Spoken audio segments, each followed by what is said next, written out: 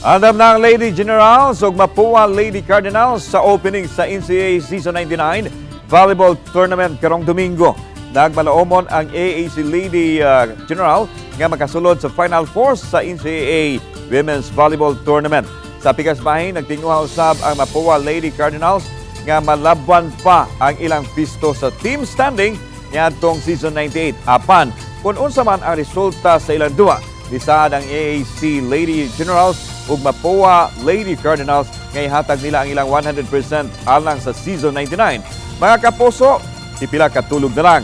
Magsugod na ang duwa busa atangi sa NCAA Season 99 Indoor Volleyball Tournament karong Domingo, April 7, live sa GTV alas 12 sa udto.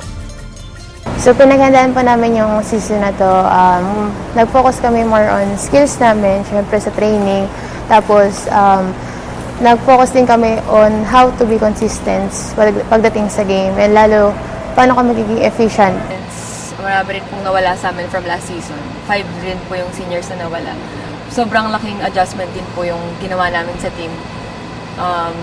Since puro bata nga po yung team namin ngayon. So, mas kailangan namin nag-double time sa effort namin para mas mapunan namin yung pagkukulang namin from last season.